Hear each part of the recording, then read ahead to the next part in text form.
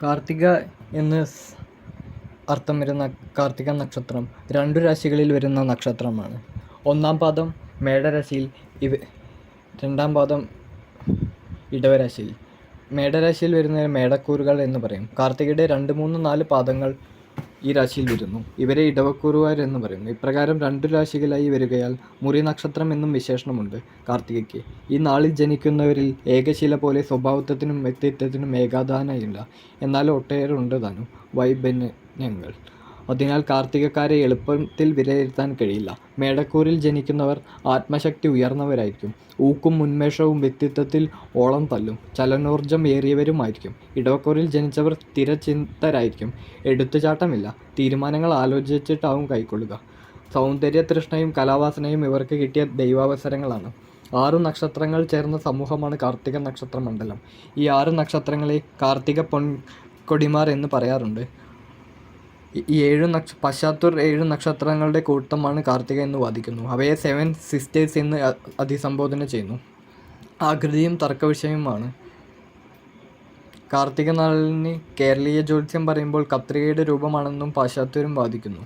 ഈ സ്വരൂപങ്ങൾ പ്രതിഫലിക്കുന്ന 2 തരം വ്യക്തിത്വവും കാർത്തികക്കാരിൽ മറഞ്ഞോ തെളിഞ്ഞോ കാണാം. വേണമെങ്കിൽ പുരുഷ വാക്കുകൾ പറയാനും പരുക്കത്വം കാട്ടാനും കാർത്തികക്കാർക്ക് അതേവശം വാധാന്യമാണ്.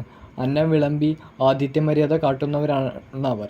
കയ്യൂക്കുമുണ്ട് കാർത്തികക്കാർക്ക്, കലയുമുണ്ടെന്ന് സാരം. ക്രമസംഖ്യയിൽ 3-ാമത്തെ നാളാണ് കാർത്തിക. ആദിയിൽ കാർത്തിക മുതലാണ് നക്ഷത്രമണ്ഡലം തുടങ്ങിയിരിക്കുന്നത്.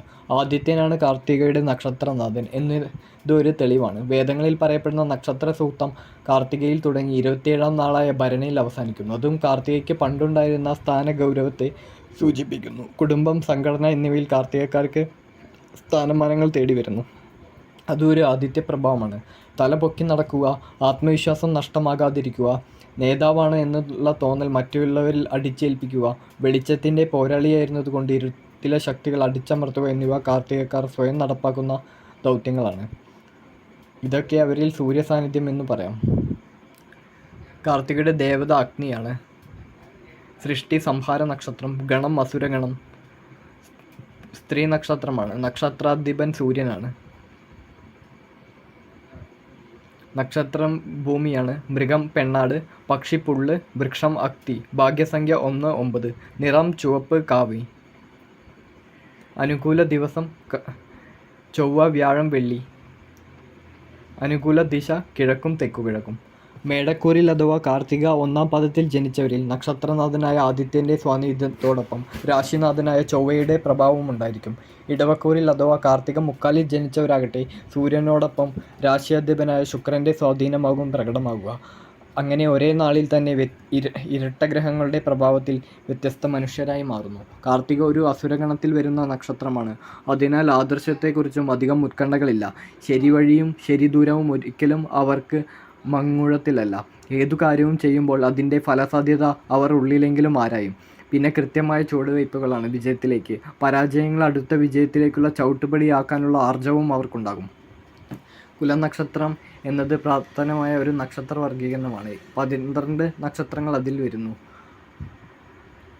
ഒപ്പമുള്ള കുടുംബാംഗങ്ങളുടെ സഹപ്രവർത്തനങ്ങളുടെ ജീവിതത്തേക്കാൾ ഉയർന്ന വിധാനത്തിലേക്ക് ചെന്നെത്തും. കുലനക്ഷത്രത്തിൽ ജനിക്കുന്നവരുടെ ജീവിതം ആ 12 നാളുകളിൽ കാർത്തിക നാളുമുണ്ട്. പ്രശസ്തി വരിക, സമ്പത്തുണ്ടാവുക, നാട്ടിൽ പ്രമാണിയാവുക, കലാപരമായ സിദ്ധികളുണ്ടാവുക, പാരമ്പര്യ മഹിമ പറയാൻ കാണുക, പിൽക്കാല തലമുറകൾ ഓർക്കുക തുടങ്ങിയവ കാർത്തികയ്ക്ക് വരുന്ന നേട്ടമാണ്. 6 വർഷമാണ് ദശാകാലം. കൃത്യമായ ജനന സമയം അറിയുമെങ്കിൽ ദശാവർഷം പുതുക്കാം.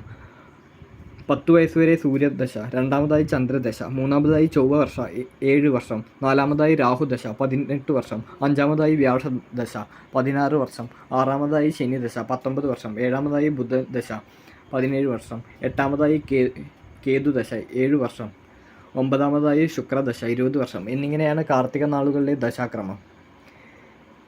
9-ാം ദശയായ ശുക്രദശ ആരംഭിക്കുമ്പോൾ ഇവർക്ക് 90 വയസ്സായിട്ടുണ്ടാവും. ദീർഘായുസ്സുള്ള കാർത്തിക നാളുകൾക്ക് മാത്രമാകും ശുക്രദശയിൽ പ്രവേശിക്കാനും അത് പൂർത്തമാക്കാനും കഴിയുക. കാർത്തിക നാളുകളിൽ സാങ്കേതിക പ്രാധാന്യമായ ജോലികളിൽ വിജയിക്കും. കമ്പ്യൂട്ടർ, സർജറി ചെയ്യുന്ന ജോലി, ഡോക്ടർ, ഗണിതം, ലോഹപ്പണി, ജ്യോതിഷം, സ്വർണ്ണവ്യാപാരം, ഉപകരണ നിർമ്മാണം, ആയുധശാലകൾ, അഗ്നിശമനസേന, ലബോറട്ടറി, പാചകം, കാറ്ററിംഗ്, ബ്യൂട്ടി പാർലർ, സാഹിത്യം, അധ്യാപനം എന്നിങ്ങനെ വൈവിധ്യപൂർണ്ണമാണ് ഇവരുടെ കർമ്മമേഖല. സമ്മിശ്രം എന്ന വിഭാഗത്തിൽ പ്രാചീനാചാര്യന്മാർ കാർത്തികയെ ഉൾപ്പെടുത്തിയിട്ടുണ്ട്. പലതരം തൊഴിലുകളിൽ മുന്നേറാനുള്ള വൈഭവം ഇവർ വേഗം നേടിയെടുക്കുന്നത് അതുകൊണ്ടായിരിക്കാം. പ്രണയം മനസ്സിൽ ഉള്ളവരാണ്, പക്ഷേ ആദ്യം തുറന്നു പറയില്ല. ഞാനെന്ന ഭാവം അല്പം കൂടിയ കൂട്ടക്കാരാണ്. അതിനാൽ വിലോലഭാവങ്ങൾ ഇല്ലെന്നു നടിക്കും. ഇവരുടെ ദാമ്പത്യത്തിൽ പ്രശ്നസാധ്യത കൂടുതലാണ് എന്ന് പറയേണ്ടി വരും. ഇടവക്കാരുടെ 7ാം ഇടം ചൊവ്വയുടെ വീടായ വൃശ്ചികമാണല്ലോ. അതിനാൽ സംഘർഷം അന്തരീക്ഷത്തിലുണ്ടാകും. രാഹുദിശയിൽ അത് ഉയർന്നു വരും. വ്യാഴദശയിൽ കലഹബുദ്ധി കുറയുമെന്ന് പറയാം. ജീവിത പങ്കാളിയെ കൂടുതൽ മനസ്സിലാക്കുന്നത് അപ്പോഴാകും. കാർത്തിക അസുര നക്ഷത്രമായതിനാൽ പ്രസ്തുത ഗണത്തിൽ തന്നെയുള്ളവർ ഇവയുടെ ജീവപങ്കാളിയാവുന്നത് മനോനുകൂല്യത്തിന് നല്ലതാണ്. മനസ്സിലാക്കലും തിരിച്ചറിയലും കൂടുതലായിരിക്കും. അപ്പോൾ മകം, ചിത്തിര, തൃക്കേട്ട, മൂലം, അവിട്ടം, ചതയം എന്ന അസുരഗണത്തിൽ വരുന്ന ചില നാളുകൾ വിശാഖത്തിലും ഇക്കൂട്ടത്തിലുണ്ടെങ്കിലും വേദനക്ഷത്രമാകയാൽ വിശാഖം കാർത്തിക ദാമ്പത്യത്തെ ജ്യോതിഷ നിയമങ്ങൾ അംഗീകരിക്കില്ല.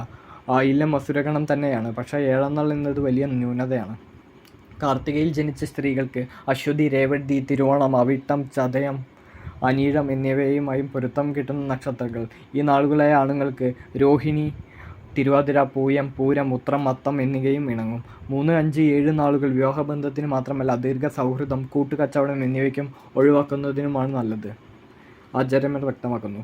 ബുധൻ്റെ രാശിയായ കന്നി ഇടവക്കൂറുകാരുടെ 5ാം ഇടം സന്താനസ്ഥാനമാകയാൽ ബുദ്ധിയും പ്രഭയുമുള്ള മക്കളെ ലഭിക്കും. ചിങ്ങക്കൂറാണ് കാർത്തിക. 1ാം പാദക്കാരുടെ പുത്രസ്ഥാനം. അവർക്ക് ആൺകുട്ടികൾ ഉണ്ടാകും. അവർ മത്സരങ്ങളിൽ വിജയിച്ച് പദവി നേടും.